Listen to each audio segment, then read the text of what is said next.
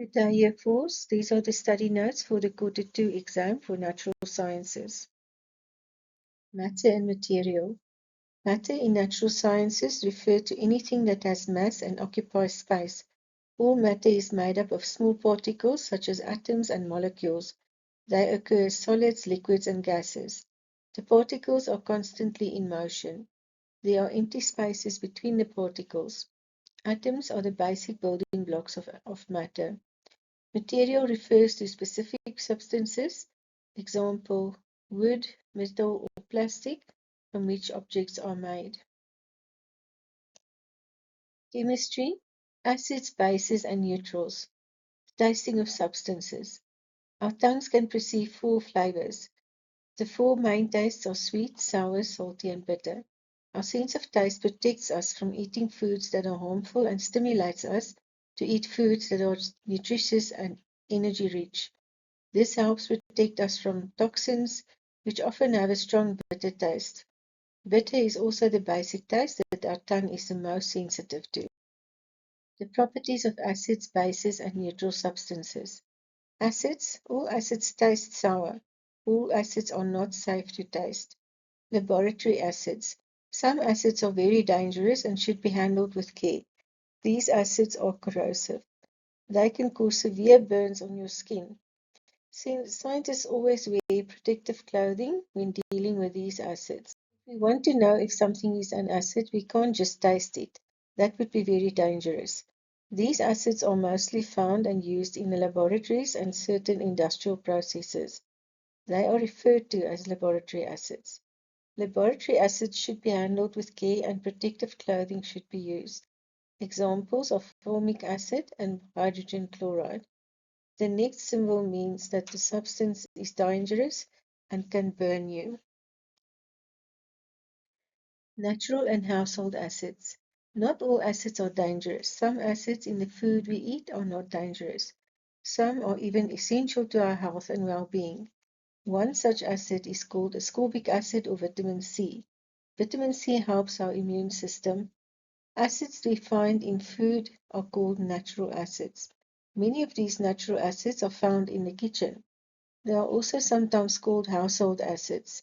One very well-known household acid is acetic acid. Vinegar is a mixture of a small amount of acetic acid that is dissolved in distilled water. Fumaric acid is a natural acid that is added to foods such as sour sweets. Bases or alkaline substances. Bases can neutralize acids and vice versa. Bases and acids have chemical properties that are the opposite of each other. So we can think of bases as the chemical opposite of acids. As with acids, there are some bases that are extremely dangerous. Strong bases react corrosively with other materials and can burn your hand. They should be handled with care and always while wearing appropriate protective clothing, such as lab coats, gloves, a mask, and safety glasses. Examples are ammonia and sodium hydroxide. Same hazard symbol used to warn people about the danger of acids is also used for these bases. The sign means you should not touch the content of the bottle, it is corrosive. Other bases are moderate enough to be used as cleaning agents in and around the house. This does not mean that they are completely harmless. It just means that they are mixed with other substances so that they are not as corrosive. Properties of acids and bases. The properties of acids. Acids taste sour. Acids conduct electricity. Acids are corrosive, which means they break down certain substances. Very strong acids can burn your skin and corrode materials such as textiles and paper. Some acids react strongly with metals. Acids color blue litmus paper red. Acids feel rough when dissolved in water. Acids give off hydrogen ions. Acids have a pH of less than 7. The smaller the pH, the stronger the acid. Properties of bases, alkaline substances. Bases feel smooth, slippery, or soapy in water. Bases taste bitter. Strong bases are corrosive and can eat away at materials. Bases can conduct electricity, for example, alkaline batteries. Bases do not react with metals, and bases color red litmus paper blue. Bases also give off hydroxide ions and take up hydrogen ions. Bases have a pH of more than 7. The larger the number, the stronger the base. Neutral substances. When an acid and a base are mixed in the right amounts, they will neutralize each other. This means that together they will transform into something that is neither an acid nor a base. The acid will lose its properties and so will the base. And the new substance that forms from the two substances will not be an acid or a base. We call it a neutral substance.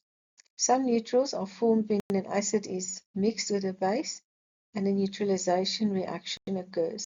Other substances are neutral to begin with. It's not the product of a neutralization reaction.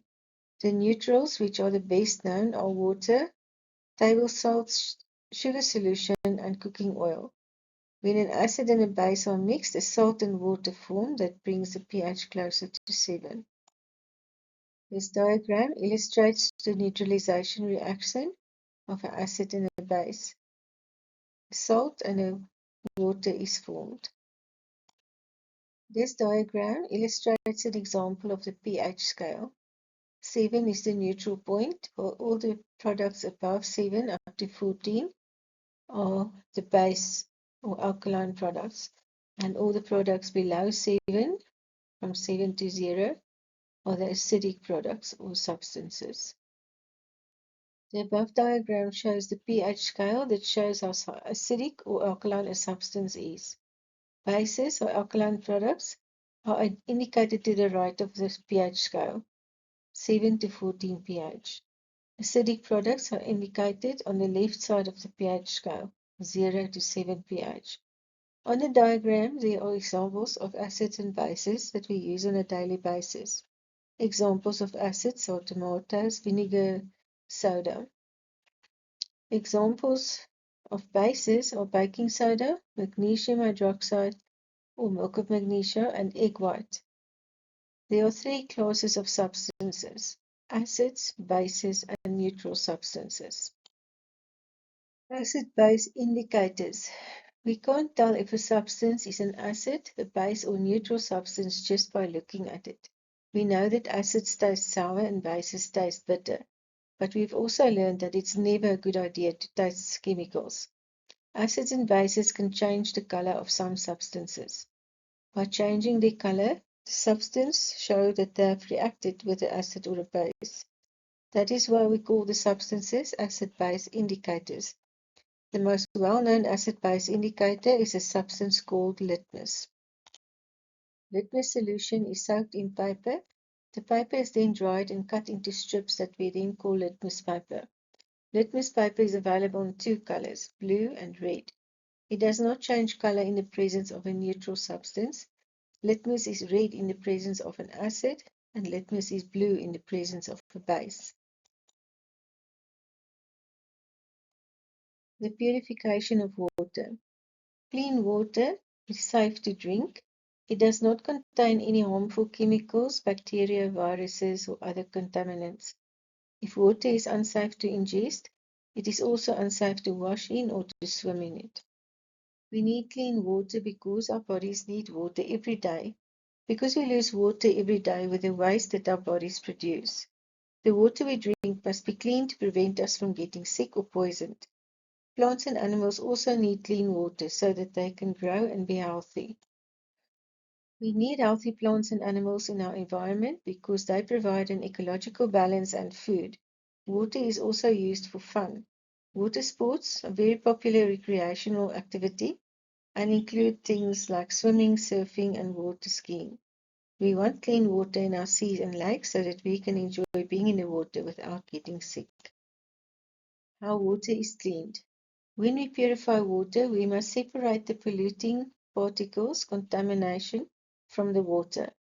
Dirty or muddy water is a mixture of sand and water and possibly other contaminants. Water is cleaned by municipalities. The water from a tap can come from a river or dam, or it can even be wastewater that has been used by a community or in a factory. The cleaning process of the water is called water purification. The place where this happens is called a water treatment plant. Water can be filtered to remove any impurities, but it should also be disinfected before use.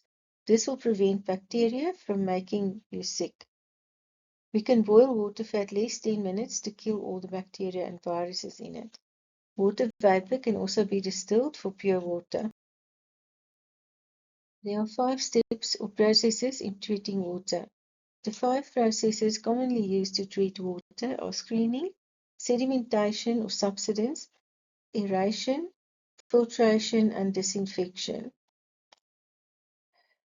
When people drink water from the edge of a pond that is not clean, the potential dangers they may be exposed to are that they can be infected by bacteria and viruses that can cause diseases such as cholera, parasites such as bilharzia. People can get sick and die from toxins and chemicals in the water. This can cause diarrhea. The water can also contaminate food and kill animals. This diagram shows an example of the natural water cycle. The water cycle proceeds as follows. The sun's heat causes water to evaporate from the sea, streams, rivers, and lakes. The water vapor rises in the air. Transpiration occurs when water droplets evaporate from plants' leaves.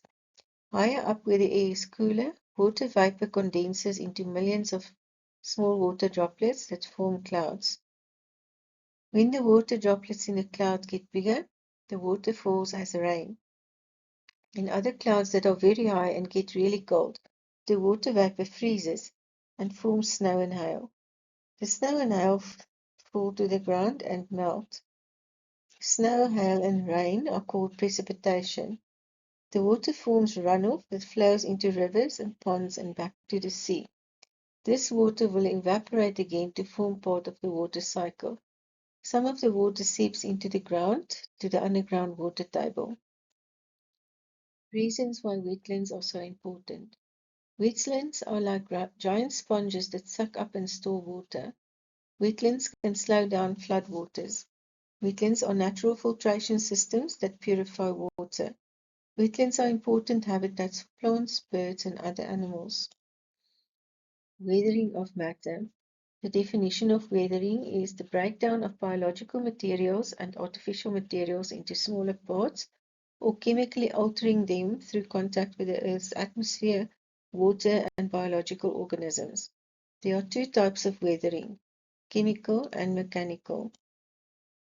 The main causes of weathering are time, chemical reactions due to contact with water, oxygen, and other chemicals, moisture, wind, oxidation, biological organisms such as bacteria, temperature change, and sunlight. Weathering of wood, moisture, water causes wood to rot through chemical reactions that occur. The wood becomes soft and discolored and falls apart. This can also be mold. Time. With aging, wood becomes brittle and breaks. Wind causes wood to dry out and weathers due to sand blowing against it. The wood becomes brittle and breaks. This is mechanical weathering. Temperature, heat and cold cause the wood to expand and shrink, and it warps, cracks, and crumbles. Weathering of metal. Moisture and oxygen cause oxidation that causes the metal to rust. It is a chemical reaction of metal with oxygen and water and air. Metal turns reddish-brown and feels rough. It peels off and breaks. Time, metal becomes brittle and loses its strength. Temperature, heat causes substances to expand and cold causes them to shrink. This causes mechanical weathering. Weathering of plastic. Time causes plastic to discolor. It becomes brittle and breaks up due to the weather chemical reactions. Temperature, heat and cold cause mechanical weathering. Plastic cracks and breaks due to expansion and contraction. Methods to extend the life of materials. Paint. Paint cleans surfaces so that they are sealed and protected from water and chemicals. This prevents iron from rusting and wood from rotting. Varnish. Paint cleans surfaces with varnish so that they are sealed and protected from water and chemicals. This prevents iron from rusting and wood from rotting. Oil covers surfaces and prevents wood from drying out or absorbing water. Oil prevents friction and helps the moving parts move smoothly. Electroplating protects metals from tarnishing, rusting, and discoloration. Galvanizing, coating iron with a thin layer of zinc to prevent rust. Polish, seals and protects surfaces from water and prevents materials from decaying in the sun. Human body systems. The human eye. All the different parts of your eye work together to help you see. First, the light passes through the cornea or the translucent front layer of the eye. The cornea is dome-shaped with bends slightly to help the eye focus. Light enters the eye through the pupil, an opening in the center of the iris. The iris is the colored part of the eye and controls how much light the pupil lets in. Next, light passes through the lens, a translucent inner part of the eye. The lens works with the cornea to focus light correctly on the retina. Your eyes absorb oxygen from the air through the cells in the surface of the cornea. Your eyes also need humidity to work properly. Tears help keep the eye moist and rinse the eye clean. The translucent inner part of the eye that changes shape to see in far or near is the lens. Light hits the light-sensitive layer of tissue at the back of the eye, where color and shape are perceived. This is called the retina. Special cells, photoreceptors, turn the light into electrical signals. These electrical signals travel through the optic nerve from the retina to the brain. The brain changes the signals to the image we see. The human ear. The ears sit on either side of the skull and help us hear sounds. Sound waves travel in the auditory canal all the way to the eardrum and cause the eardrum to vibrate. The vibration is transmitted to the cochlea in the inner ear. The stimulus is sent to the brain by the auditory nerves. The brain identifies the sound. The fluid in the inner ear also helps maintain balance. This diagram shows the parts of the ear.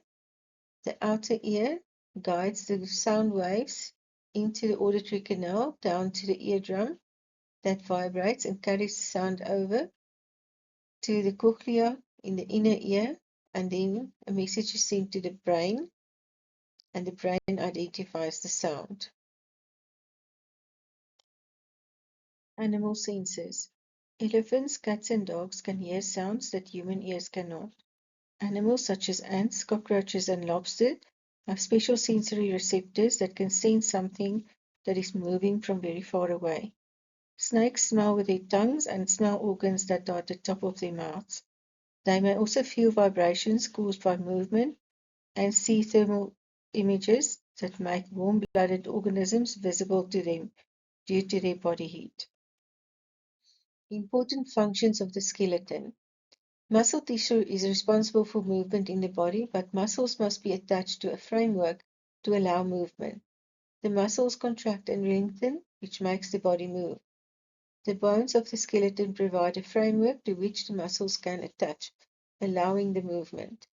The skeleton also protects the body, especially soft organs such as the heart, lungs, and brain. Blood cells are formed in the bone marrow. Minerals are stored in the bones. The skeleton provides support and protection for our body. The skeleton gives shape to the body. The skeleton gives support to the body. Bones contain and protect the marrow that contain the nerve cells. Description of terms. Muscle tissue, the elastic tissue that is attached to the skeleton. It is responsible for movement in the body. Bone marrow is found inside the bones. It contains and protects the nerves and produces blood cells. Cartilage is strong and flexible, forming the nose and ears. It occurs in joints and forms cushions between the vertebrae. Ligaments attach bones to bones and enable movement in joints. Tendons attach muscles to bones. The patella is a flat bone that protects the knee. The femur is the longest bone in the human body and is found in the thigh. The skull bone is a bone that protects the brain and sense organs. The nerves are fibers that carry messages in the body to the brain and back.